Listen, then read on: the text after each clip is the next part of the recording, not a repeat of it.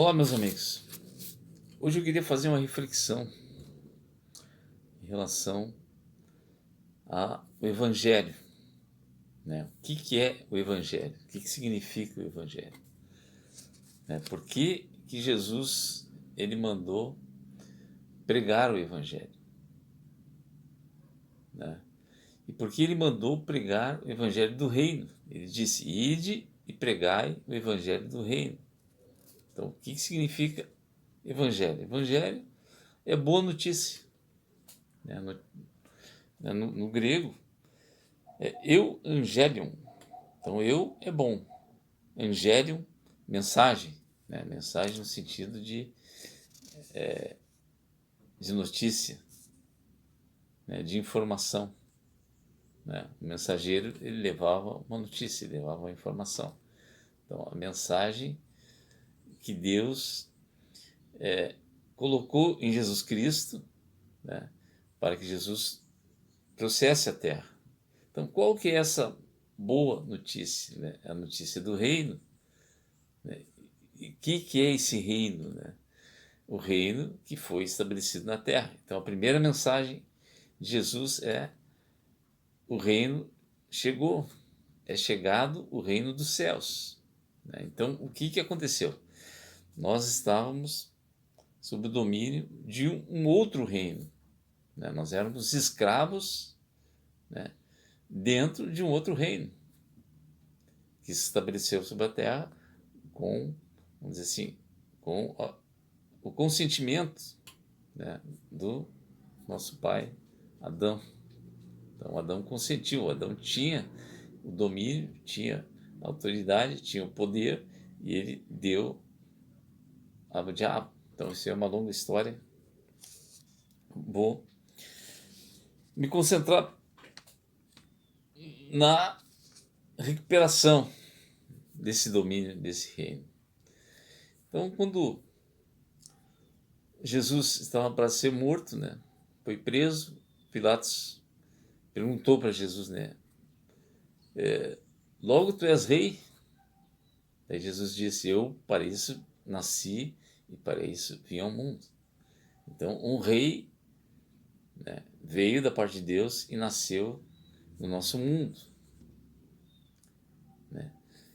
Esse é o grande plano de Deus, né, para resgatar o homem que estava perdido, o homem que era escravo, né, escravo do pecado, escravo das doenças, né, o homem que tinha uma certeza, né? O homem hoje só tem uma certeza, que é a morte. Então, o homem estava perdido, né, no seu entendimento, na sua capacidade. Né? Então, o homem, nas suas limitações, e Deus tinha um plano de estabelecer o reino dos céus na terra. Né? E o Filho de Deus, Jesus Cristo, ele foi escolhido para ser o governo, né? Para ser o rei desse reino que seria estabelecido na terra. Então Jesus disse: o reino de Deus chegou. Então qual que é o objetivo? Né? Então isso é o Evangelho. Né? Então quando a gente começa a falar o porquê disso, né? Qual que é o objetivo disso? Isso é o Evangelho, é a boa notícia, né? É a boa nova vinda de Deus, que começou a ser transmitida através de Jesus Cristo. Jesus disse: tudo que eu falo não é de mim mesmo, tudo que eu falo foi o Pai que me orientou, que me mandou falar. Então Jesus ele vinha encarregado de trazer todos os detalhes desse grande plano de Deus, que é a gente pode chamar do plano da salvação, plano de remissão, né? Plano de resgate do ser humano, né? do, do império das trevas, do caos, né? dessa escravidão em que o homem está ou estava, né? Muitos ainda estão. Então o Evangelho hoje ele tem que ser pregado porque muitos estão ainda cegos sobre esse domínio, né? Esse domínio de Satanás. Então eu achei interessante aqui, né, porque quando a gente fala em reino, né, Jesus ele disse que essa dúvida ela surgiu entre os discípulos. Né, os discípulos, bom, mas como assim o reino, né? Então Jesus vai entrar lá no palácio de Herodes, vai tirar o Herodes de lá e vai assumir o reino, né? Vai assumir o governo. Então isso ela tem uma conotação espiritual, né? Na verdade, quando isso a gente começa a entender isso, né, a gente começa a viver um tipo de uma realidade paralela a essa nossa realidade. Então ela passa a ser a nossa realidade. Quando alguma coisa passa a ser a nossa realidade, aquilo ali é real.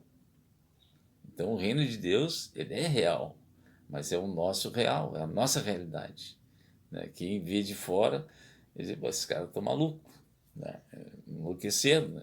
Então, por isso que o apóstolo Paulo ele vem dizer, né, que o evangelho é loucura para aqueles que não conhecem. Quer dizer, o cara ouve isso aí, não participa, os caras enlouqueceram, né? Enlouqueceram total. Né? Então, eu estava vendo aqui que essa história de reino, né, eu achei interessante como a biologia classifica a palavra reino. Eu até escrevi aqui, ó. Na biologia, reino é um tipo de organização utilizada para agrupar indivíduos de acordo com a semelhança entre as suas características. Quais são as características? Características estruturais, anatômicas e genéticas. Né? Então, quando a gente. Pô, quais são as características estruturais? A gente dá para fazer um link, né, disso aí para o reino de Deus. Né? Então, o cristão ele sofre uma mudança estrutural, né, na sua forma de ver as coisas, na sua forma de vida, no seu pensamento. Né? Ele sofre uma mudança radical. Por quê? Porque a primeira coisa que acontece com aquele que, vamos dizer, que decide seguir esse caminho, né, que seria o caminho do cristianismo, é se ligar a Deus, buscar o conhecimento de Deus, buscar a Deus. Né? Então, ele começa a sofrer uma mudança na sua estrutura de vida, nas suas ideias, nos seus pensamentos, né? Nos seus conceitos. Né? Então, é uma mudança estrutural. Anatômica e depois tem as características genéticas. Né? Eu aqui faço um link, né, em relação a Deus, né, porque a gente muda a nossa genética. Né? Ora, que absurdo é esse? Né? A gente passa a ter a natureza de Deus que foi perdida em Adão. Qual que é essa natureza de Deus? Né? A gente passa a ser filho de Deus, a gente passa a ter uma identidade de filho de Deus. A gente assume a genética de Deus, a natureza de Deus. A gente passa a ser como Deus. Né? A gente não morre, não fica doente, nosso espírito ele é eterno, nossa alma é eterna, né? Essa identidade que a gente adquiriu e foi desenvolvendo após o nascimento, né? Ela passa a ser eterna, ela não se perde. Né?